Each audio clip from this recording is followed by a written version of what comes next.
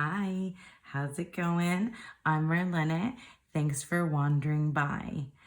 So, you'll have seen probably that this is a collaboration tag started by myself and Don Michelle and Lisa Pepez and Danny at Danny Mystic. And we all dropped our tag deck crush decks we have a thing for today. I am so excited about this one. I can tell you a little bit how it came about. So Dawn and I were talking, and we always speak in this language about our decks because we have a relationship with our decks. So we're always talking about this deck that we're working with right now. I'm just in love with this deck. And I was asking her, like, are you having a love affair right now with any particular deck? And then she thought that it would be really fun to make a tag around that idea of a deck crush and like specific kinds of relationships that we have with our decks. And super timely and fun to do it in February before Valentine's Day.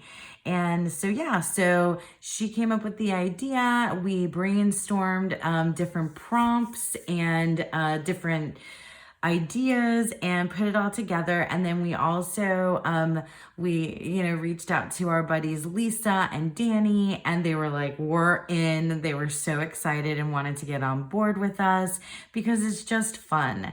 It's super fun, and I really love different ways. I love these tags because I love different fun ways of speaking about how I engage with the tarot and interact with my decks. So we have deck crush, decks we have a thing for. There are 8 prompts, and I'll go through each of them with you.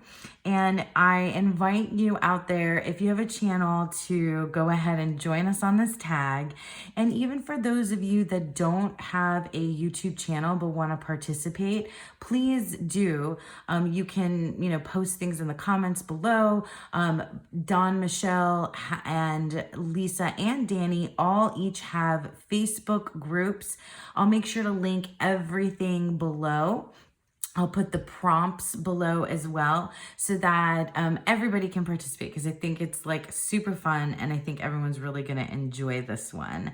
So yeah, so without, more build up, let's get into it. Deck crush, the decks that we have a thing for. So the first prompt is called the Fling, a deck with which you had a short period of wild times. I don't know that I've ever shown this deck on my channel before. This is the Sasoribido Tarot by Stasia Burrington. It's an indie deck, and as always, you guys, I'll leave links to where you can find these decks below. But let's talk about the Sasoribido Tarot. This is one of my first decks that I ever got back in the day. It was summer. It was hot. And I remember the first readings that I had with this deck. It was some wild times because, let's admit it. I didn't really know what I was doing. And I did readings for friends. This deck is so intimate and personal. I remember this card specifically in a reading that I did for a friend of mine. And it was definitely relationship focused and about give and take, and this like the string spit. It could be that. This like, I know that's gross, but kind of like, I don't know, something, right? But it's really, really provocative, I think. I love the Sasoribido Tarot, but I had wild times with it at first because it was very different, and I used it like definitely for people in readings that I did for other people when I was practicing, and it was wild. It was wild. Their responses to it. It was wild how I like connected with it. Like wild in the sense that it was like, it was something like unexpected. Like the magic of tarot came wildly to the forefront. Look, I love that Nine of Cups so much. And this Three of Cups I love so much too. But yeah, this is a sexy deck. And yeah, it was just wild. It just, the magic of it, it just, I don't know, kind of like just bowled me over. It blew me away when I first started reading tarot and working with this deck, the Sassari Bito tarot. It like totally just made me think of, like it has this feeling for me because it was summer, because it was hot, because I used this at the beginning. It had that feeling of like that kind of a fling, that type of relationship that's just like intense and it comes in this short period of time, and it's just amazing, and it like, uproots you, and that is 100% the experience that I had with the Sassari Bito tarot. Yeah, back in the summer of 2020. All right, so that was the Sassari Bito tarot, the Fling, a deck with which you had a short period of wild times. Okay, next prompt number 2 is called Puppy Love, a deck with which you were infatuated but couldn't make a long-term commitment to. So this is a deck that when I first saw it randomly on another channel, I like immediately I was like, oh my gosh. And I just like loved it so much. And I got it. It took a little while to get to me. And when I got it, I was like totally infatuated with it. Well, let me just reveal it. It is, I'm not going to try to pronounce this in French. It translates to the Tarot of the Strange Branches, or Antlers.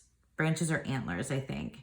So this deck it's an amazing deck. Like, I love it. I really, really do. I was really, really infatuated with it when I first saw it. Here are the backs. And you'll see, look at how thick this deck is though, okay? So that's where we're gonna get to my issue with it. I took this deck out and I looked through it. I did work with it for sure. And every single card was a revelation. It was just it was an initiation kind of a feeling. And that's really kind of the design of the art and the way that the story of the tarot is sort of depicted in this particular deck, because you follow this, I don't know, these are like, fey, woodsy type of characters, but it's an initiation into this like woodland through the tarot and through these strange antlers and branches. And it is, it feels like the first time. It feels like the first time for love, right? And I had like a deep love for it and infatuation with it right away. I was talking about it all the time with my friends. I wanted to use it all the time, and I don't think I waited very long. I couldn't. I didn't want to wait. I jumped on it. And the thing about it though is that in its practical use, this was a difficult deck to work with. I couldn't make a long-term commitment to this deck, even though I'm looking at it now and I'm just like, oh, my little love. I really did, because it's a real spiritual, experience, much like your first puppy love, when you reflect upon it. Do you know what I mean? But I couldn't make a long-term commitment to this baby because it's really not an easy shuffle. It is a really thick, really unforgiving cardstock, and it's bulky, and it's unwieldy. It's hard for me to work with it. And so for that reason only, I had to part with it. I couldn't keep using it as much as I really wanted to. Look at that Tower card. Oh my goodness. Also, I mean, I don't speak French. It's all in French. But I still really enjoyed, I can tell what the cards are, even though it's in French. But the guidebook is, it's a commitment to do some translating with. And I couldn't make that commitment to this one, even though gorgeous, right? It's stunning. I did fall in love with you. We did have maybe like a month of some puppy love. And then I had to break up with it for a little bit. Although I haven't, I'm not going to rehome it or anything, but we did have to part ways, in favor of other decks that, that suit my hands better. So that is, the Tarot of the Strange Branches or Antlers, my puppy love deck, a deck that I was infatuated with but couldn't make a long-term commitment to. Okay, next up, number 3 prompt, we have Friends with Benefits. A deck you care about but sometimes get extremely passionate for. So I wonder if you guys are gonna are guessing. I mean, you probably will be able to guess things with Lisa and Dawn's. I can't wait to see theirs as well. But so, Friends with Benefits, a deck that you care about but sometimes get extremely passionate for. This deck is for sure that type of deck. This is the Tarot of Invisible Light. I'm sorry, no, Invisible Light Tarot. I totally got that wrong. Invisible Light Tarot. And this is an independent deck. It's hard to get at a reasonable at a reasonable price now, because it's very limited, and I was able to get it at a reasonable price when I did purchase it. So the Tarot of Invisible Light, or the Invisible Light Tarot, why do I keep saying it wrong? I love this deck. Like, this is a deck that has like pieces of me. It is a photo deck. It is stunning. It is sexy. When I use this deck, when I talk about it, I get just really passionate about this deck. When I think about it, it's just really special. It's like something else. This is a deck that gives, this is a, oh my God, Friends with Benefits. We didn't say booty call. I'm too old for that crap right now though. I mean, I've been in a monogamous relationship for a very long time. So anyway, but it is that kind of deck that you just, I can get myself all worked up about just wanting to use this deck. That's what it feels like. And it's like it's a friend with benefits, because I care about it a lot. And then I sometimes just get myself in a space where I'm just this is the deck that I need. This is the deck that I need. And it's because it's very different than any other deck in my collection. These photos, these folks, it's not like the photos are trying to mimic the Waite Smith in any way, you know?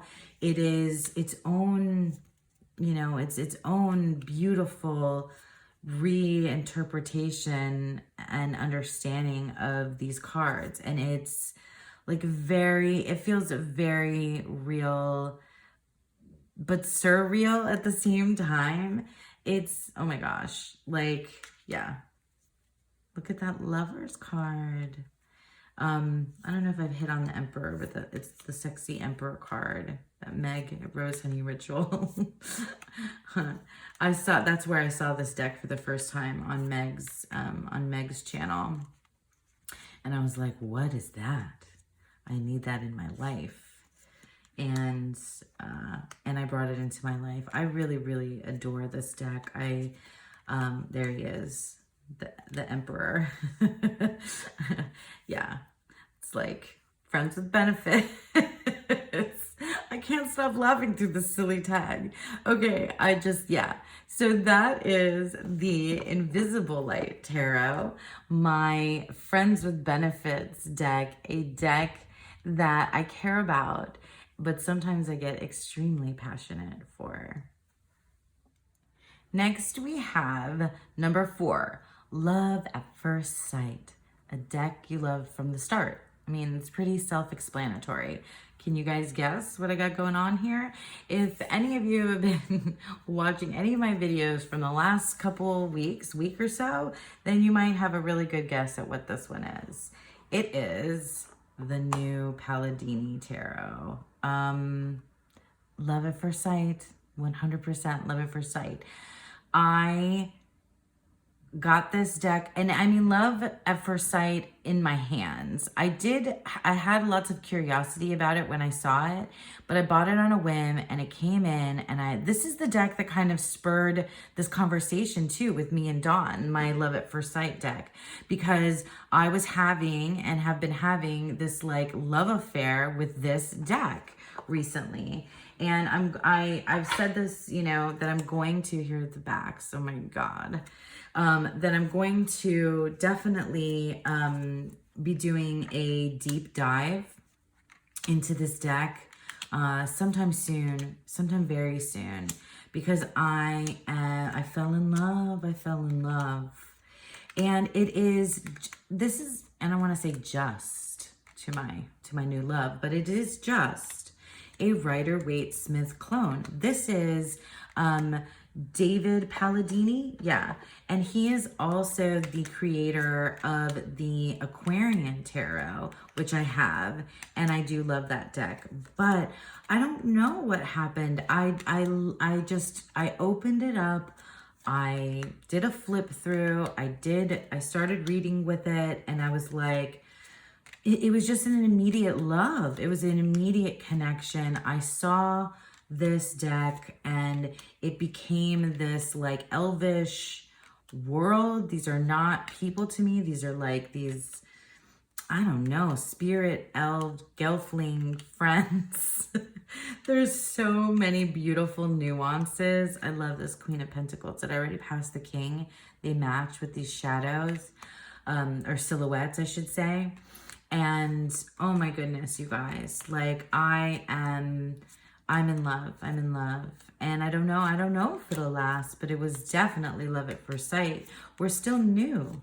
We're still in the honeymoon phase. Oh, we didn't use that one, did we? That wasn't a prompt, the honeymoon phase, but love at first sight, honeymoon phase. Yeah, we are in the honeymoon phase for sure. And that is the new Palladini Tarot, my Love at First Sight deck, a deck that I love from the start. Pretty self-explanatory, right? Okay, let's move on. Okay, next up is number 5, a one-night stand, a deck that you tried out but moved on from almost immediately. Sometimes you still think about that deck. Can you guess what my one-night stand deck is? I don't know, maybe because you might have seen it just pop up on my channel very infrequently. And this one-night stand deck is the Muse Tarot.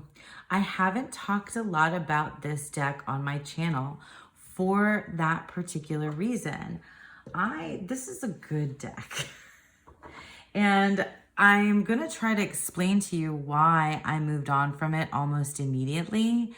I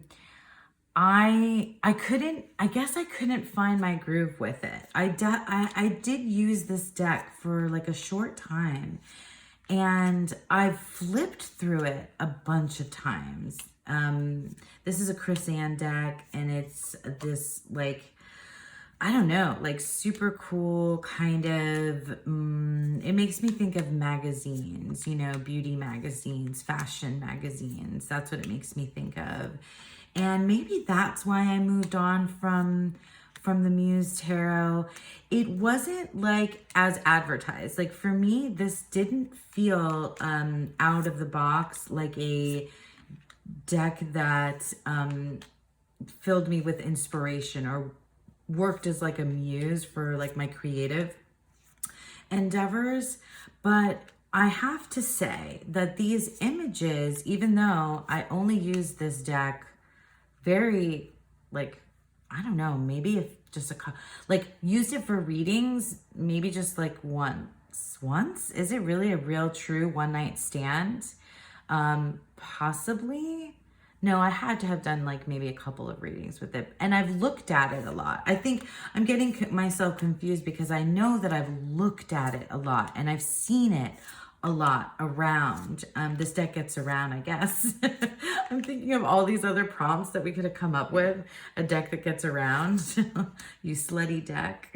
I'm sorry, I don't mean to slut shame you, deck. But in any case, oh my God, I can't stop with these ridiculous puns. I hope you guys are enjoying this.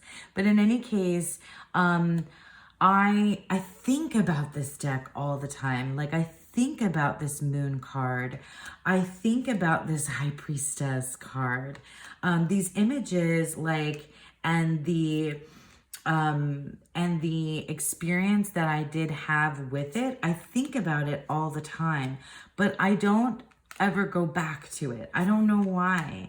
I don't know if I feel like it's not, like it worked for me, but not in the way that I thought it was going to. So maybe it just like really surprised me. And it has these landscape cards as well. I'm like over here, where am I? So yeah, like it's a stunning deck. I'm not going to get rid of this deck. Like this deck and I had, you know, we had that moment. We had that kind of interesting time together that makes me like, that makes me think of it again. It makes me like, yeah, it makes me reminisce about like the time that we had, but I'm not, I don't know. I don't know if I'll go back to you. We haven't been together in a while. We haven't been together since that time. Maybe it was 1 week. It might have been just like a 1 week deck, not a one night, not a true one night. I think about this deck though. I really do.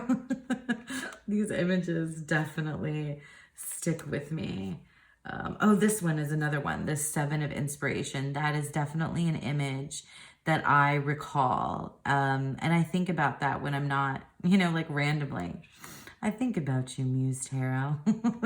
So yeah, so this is the Muse Tarot, my one night stand deck, a deck that I tried out, but moved on from almost immediately. And sometimes I still think about this deck.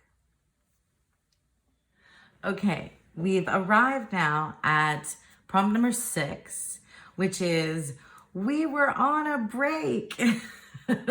A deck that I can't do the voice really loud. It's the, you know, it's the famous line. If you don't know, it's the famous line from Friends, from the TV show Friends, we were on a break. So this is a deck you're separated from for any reason. So for those of you out there, this could be a deck that is in your purgatory or a deck that you're taking a break from, like however you want to interpret that. I interpreted it, well, I wrote it. So I made this as a deck that I'm currently taking a break from. Can you guys guess what that is? Can any of you guess? Anybody? Anyone? Bueller? It's the Thoth. The Thoth Tarot and I are on a break right now. So for those of you who may be new to my channel, the Thoth Tarot, I spent all of 2022 every single day with my Thoth Tarot. And my gosh, I haven't even flipped through it since I did my year ahead reading. This is a greenie, which is an out of print. This is an out of print 1979 or 78, I'm sorry, printing of this deck, but many of you should know, many of you already know, I should say, that there are mass market versions of this deck. This is just a deck that has the green tinted borders, so it's called a greenie. Anyway, I have not flipped through this deck. I'm talking to the deck. Flipped through this deck since I did my year ahead reading on New Year's Eve of 2022. And I spent a lot of time with this deck. We had lots of times last year, every single day. My lover's card. And I had said that in 2023, I wanted to graduate into doing bigger readings, not just daily draws with the Thoth, but I have not yet done that. Maybe I will, but I just needed a breather. We just needed some time apart. I don't know if I felt betrayed by you in any way, Thoth Tarot. I looked for a partner for you as well. And I did a whole video on finding a partner for the Thoth in an oracle deck, which was super fun. It really, in all seriousness, you guys, like I just felt like it was time to step back from it because I had spent so much time with it. I had spent, an entire year with it. So I'm at a place right now where I'm just taking a breather from the Thoth. That doesn't mean that we have split up permanently.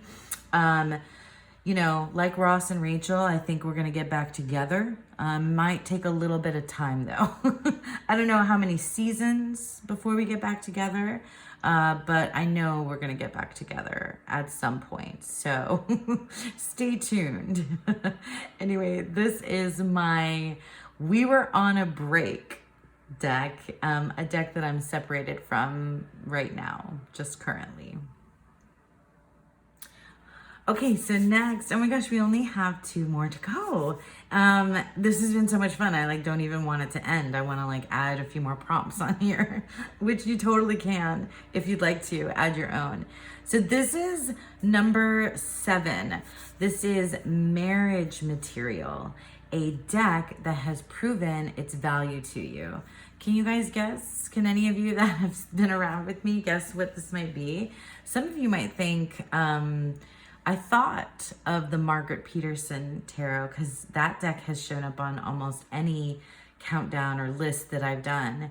But when I thought about this, I thought of Margaret Peterson, but then I immediately thought of this deck because this deck and I just had a wonderful time, and my relationship with it, it was really, really, really good.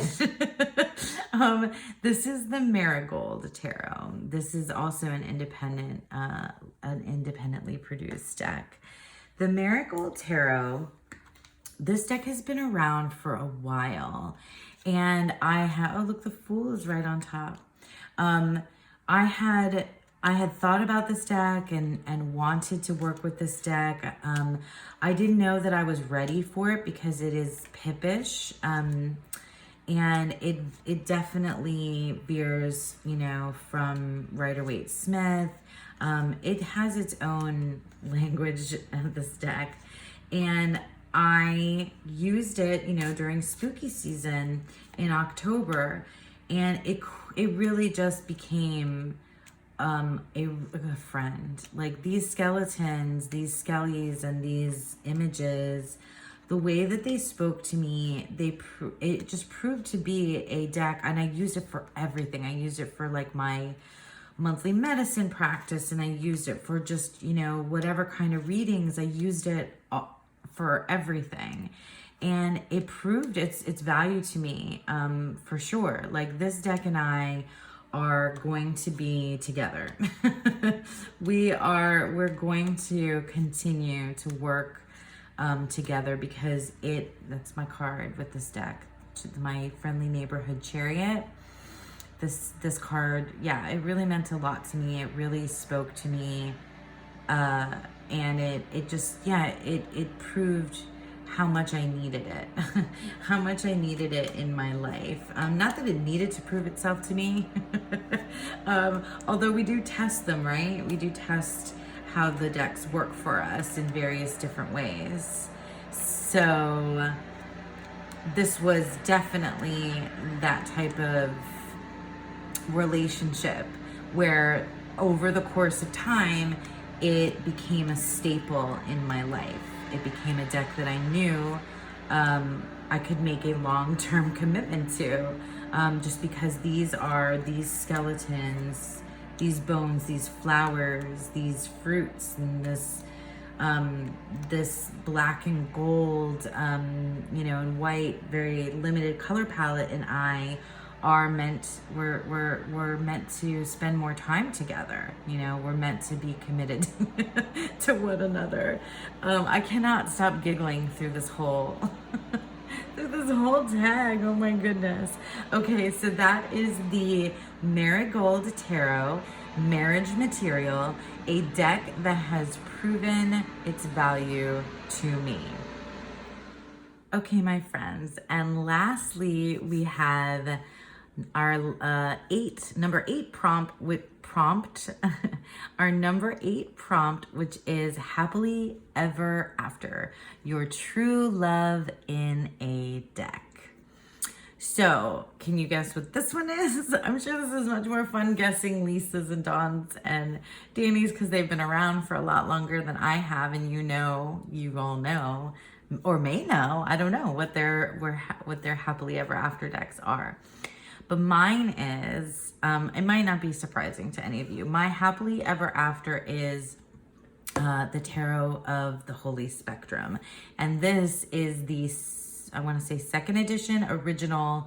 There is a new Infinity edition and another one, which I can't remember. I think that's all black and white. So the Tarot of the Holy Spectrum, I think this is the first deck I ever showed on my channel for the first time. Oh yeah, it comes with a black, just plain black. The backs are all black.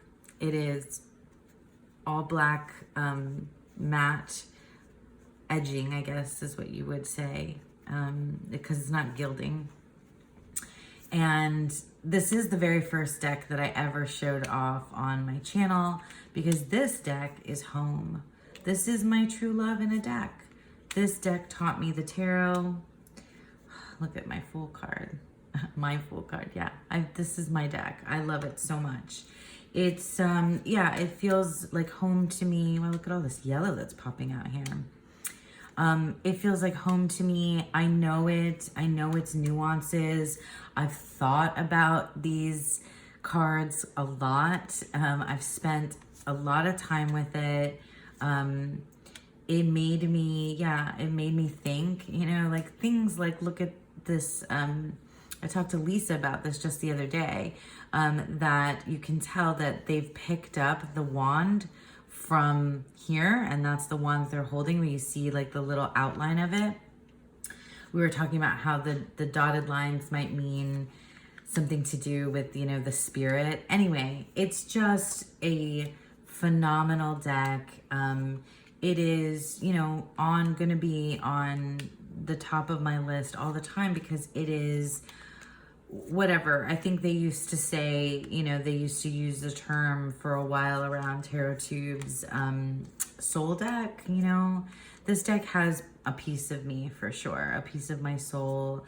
It's my home. It's my home base. Whenever I need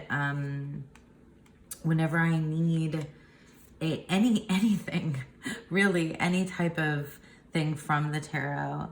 This is a deck I know is true and will give me very clear, you know, answers. But it's also not without lots of nuance. It's got that, you know, I don't know if this is like my artwork, you know, style that I prefer over other things, because I do love like really flowery things and really, you know, more I don't know, like art, like a different kind of art style. Like this is like kind of comic book, graphic novel type of deal, which I do like. And it's, you know, got these colors, and I did get the Infinity edition as well.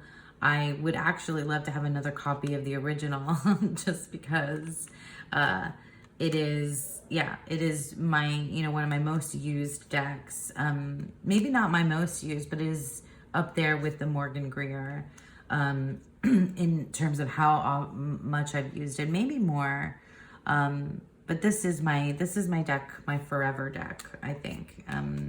My happily ever after deck. My true love in a deck, for sure. I still am not tired of thinking about the images in this deck, even though I know them so well. So yeah, so that is my happily ever after, the Tarot of the Holy Spectrum, my true love in a deck. So there you have it, guys. The deck crush tag, decks that we have a thing for, is wrapped up here. I loved doing this. I loved creating it with my buddies. I loved sharing it with all of you. I cannot wait to see what everybody else has done for this tag. It was just a blast and so much fun to do. As always, I thank you so much for sticking around with me, and I hope that you all have a happy Valentine's Day and a beautiful, wonderful day. Bye now.